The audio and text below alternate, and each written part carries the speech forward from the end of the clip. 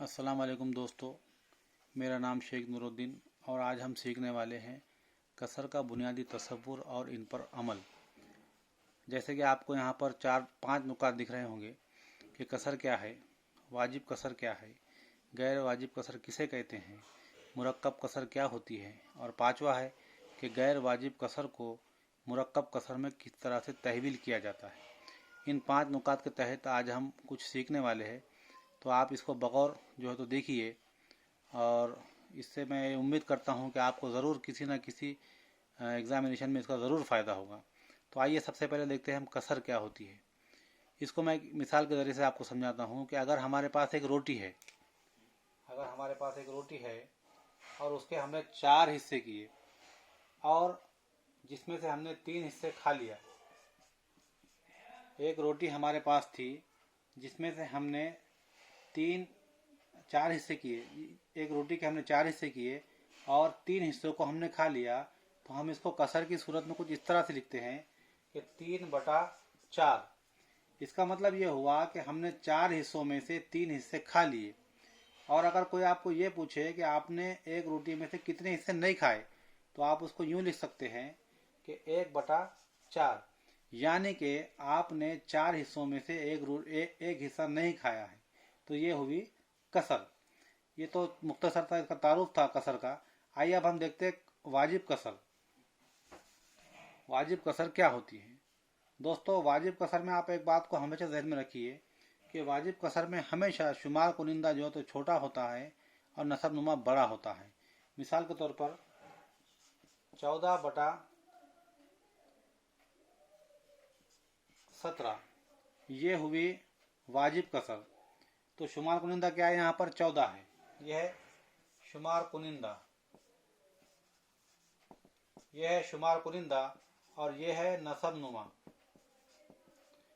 दोस्तों, आपके बात जहन में आ रही होगी कि वाजिब कसर में हमेशा, इस बात को आप अच्छी तरह से याद रखिए कि वाजिब कसर में हमेशा शुमार कुनिंदा छोटा होता है और नसब नुमा जो है तो बड़ा होता है। अब आइए हम देखते हैं इसके बाद कि वाजिब कसर गैर वाजिब कसर क्या होती है। तो इसको समझने के लिए भी हमें कुछ ज़्यादा याद रखने की ज़रूरत नहीं है, बस वाजिब कसर जो होती है उसका हमें उल्टा कर लेना है। मतलब कि यहाँ पर जो है तो गैर वाजिब कसर में जो उसका शुमार कुनिंदा होता है वो है तो बड़ा होता है, और गैर वाजिब कसर में जो है तो शुमार कुनिंदा बड़ा होता है और नसब नुमा छोटा होता है। जैसे कि यहाँ पर है 3। हमने अभी क्या देखा था वाजिब कसर में कि वाजिब कसर में जो है तो शुमार कुनिंदा छोटा था और नसब नुमा बड़ा था। ये हुई वाजिब कसर। लेकिन गैर वाजिब कसर में शुमार कुनिंदा बड़ा होता है और नसब नुमा जो है तो उसका छोटा होता है। ये इतनी बहुत ही जो है तो सादी और एकदम आसान चीज़ है, सिर्फ हमें याद नहीं रहता, इसलिए हम जो तो परेशान होते हैं हमेशा। तो आपको इस बात का बिल्कुल आप थोड़ा सा इल्म हुआ होगा कि हमेशा जब भी हम वाजिब कसर का नाम सुने तो हमारे जहन में ये बात आनी चाहिए कि उसका जो शुमार कुनिंदा होता है वो छोटा होता है और नसब नुमा बड़ा होता है। और जब भी गैर वाजिब का हम नाम सुने तो जहन में ये बात आए कि उसका शुमार कुनिंदा बड़ा होता है और नसब नुमा जो है तो छोटा होता है। तो उम्मीद करता हूँ कि आप ये कसर को, वाजिब कसर को और गैर वाजिब कसर को अच्छी तरह समझ गए होंगे। आइए अब आप देखते हैं मुरक्कब कसर क्या होती है।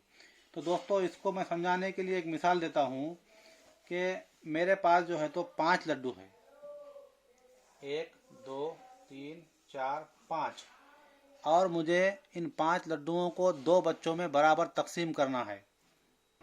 2 बच्चों में मुझे क्या करना है, तकसीम करना है। तो जाहिर बात है कि किसी एक को 3 आएंगे या किसी एक को 2 आएंगे, तो ये बराबर इंसाफ हुआ कि नहीं हुआ, बराबर तकसीम हुए कि नहीं हुए। अगर हम इसको तकसीम करें तो हमें किसी न किसी लड्डू को जो तो आधा करना पड़ेगा।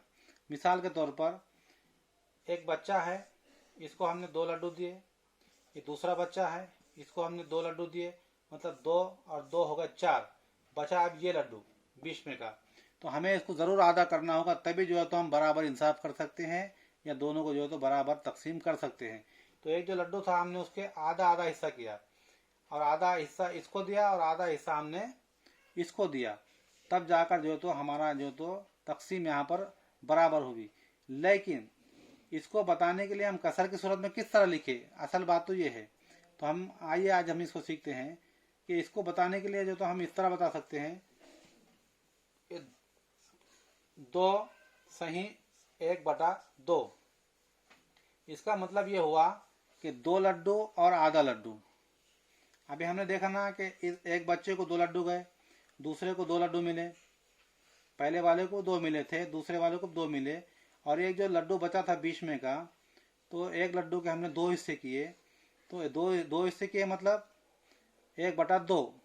तो हमने क्या किया कि इसको 2/1/2 यानी कि 2 लड्डू और ये आधा लड्डू, और इसको भी 2/1/2 यानी कि ये 2 लड्डू और ये आधा लड्डू। तो ये बन गई हमारी मुरक्कब कसर। ये क्या बनी हमारी मुरक्कब कसर। आप दूसरी मिसाल भी ले सकते हैं, जैसे कि मैंने अगर आपको ये कहा कि मेरे पास जो है तो 7 आम है, मेरे पास 7 आम है, 1 2 3 4 5 6 और ये 7। ये क्या है, मेरे पास 7 जो है तो आम है। अब मुझे है तो इनको भी बराबर 2 बच्चों में तकसीम करना है। जाहिर बात है किसी न किसी एक आम के 2 हिस्से करने होंगे। और आप एक बात को जहन में रखिए कि जब भी हम किसी एक चीज़ के 2 हिस्से करते हैं तो कसर की सूरत में हम उसको 1/2 इस तरीके से लिखते हैं। तो आइए हम इसके हिस्से करते हैं कि ये एक बच्चा है, इसको ये 3 लड्डू मिले, सॉरी इसको 3 आम मिले, 1 2 3, और दूसरा बच्चा है उसको भी ये 3 आम मिले, 1 2 3। अब ये जो आम बचा हुआ है तो इसके हमें 2 हिस्से करना है। तो हम इसको आधा दे सकेंगे और इसको आधा दे सकेंगे, यानी कि अब हमें पता ही चला कि इसके पास 3.5 आम है और इसके पास 3.5 आम है। लेकिन हम इसको कसर की सूरत में लिखे कैसा, सवाल ये पैदा होता है। तो हम इसको कुछ इस तरह से लिख सकते हैं कि एक बच्चे को 3/1/2 और दूसरे बच्चे को 3/1/2, यानी कि 3.5 आम इसको गए, 3.5 आम इसको गए, 7 आम के 2 हिस्से बराबर हो गए। तो उम्मीद करता हूं कि आप मुरक्कब कसर को भी अच्छी तरह समझ गए होंगे। आइए अब आखिरी चीज देखते हैं हम यहाँ पर इस वीडियो की, कि गैर वाजिब कसर को मुरक्कब कसर में किस तरह से जो है तो तहवील किया जाता है। देखिए एक यहाँ पर मिसाल देखते हैं हम कि एक गैर वाजिब कसर है। जैसे कि अभी इससे पहले हमने पढ़ा गैर वाजिब कसर क्या होती है। जैसे कि 4/3/5, 4/3, इसको इस तरह पढ़ते हैं 4/3/5, या 4 अदद 3/5, या 4/3/5। फिर से सुन लीजिए, इसको पढ़ते ऐसा है 4/3/5। ये है एक मुरक्कब कसर, और हमें सीखना है गैर वाजिब कसर को मुरक्कब कसर में किस तरह से तहवील किया जाता है। अब आपके जहन में तो गैर वाजिब कसर होगी, जैसे कि यह है 15 और यह है 4, यानी कि शुमार कुनिंदा में 15 है और नसब नुमा में 4 है। मैंने इससे पहले आपको कहा था कि गैर वाजिब कसर में हमेशा जो है तो जो शुमार कुनिंदा होता है वो बड़ा होता है और नसब नुमा है तो छोटा होता है। हमें इसे किस में तहवील करना है, मुरक्कब कसर में तहवील करना है। तो आइए हम इसको मुरक्कब कसर में कैसे तहवील कर सकते हैं। इसको हमें तकसीम करना होता है। जैसे कि 4 मकसूम अलह में लिखना होता है और 15 को मकसूम में लिखना होता है, और इसे हमें तकसीम करना होता है। जैसे कि हम 4 का पारा पढ़ेंगे 15 में तो होगा 4 1 4, 4 2 8, 4 3 12, 4 चौक 16 ज़्यादा हो गए, इसलिए हमें 4 3 12 लेना है। 4 3 12 मनफी 5 में से 2 गए 3, 1 में से 1 गया 0, यानी बचे कितने 3। तो दोस्तों हमने एक गैर वाजिब कसर को जो है तो मुरक्कब कसर में तहवील करने के लिए एक अमल किया तकसीम का, तो हमें हासिल क्या हुआ? मकसूम अलैह में 4, बाकी में 3 और खारिज किस्मत में 3। तो हम इसको इस सूरत में न लिखते हुए इस सूरत को हम इस तरह का लिख सकते हैं। मिसाल के तौर पर 4 जो है तो ये क्या है? नसब नुमा, तो हमेशा नसब नुमा 4 आएंगे। और ये जो बाकी है वो चले जाएगा शुमार कुनिंदा में, और ये जो खारिज किस्मत है वो आएगा सही में। तो अब कसर क्या बने? 3 सही 3/4। कसर क्या बने? 3 सही 3/4। अगर हम इसको हल करें इस कसर को, तो हमें क्या हासिल होता? देखिए आप, इसको ज़रब करनी होती है। 3 चौक 12 और 12 में इसको जमा करना होता है। 3 चौक 12, 12 और 3 15। अब 15 और ये 4 बटे में जैसे कि वैसे, यानी कि हासिल क्या हुआ हमें? 15/4। 15/4। तो आप इस बात से अच्छी तरह, इस मिसाल से अच्छी तरह समझ गए होंगे कि हमें गैर वाजिब कसर को मुरक्कब कसर में तहवील करने के बाद हमेशा जो है तो क्या हासिल होता है? गैर वाजिब कसर ही हासिल होती है। तो उम्मीद करता हूँ कि आपको ये वीडियो ज़रूर पसंद आएगा।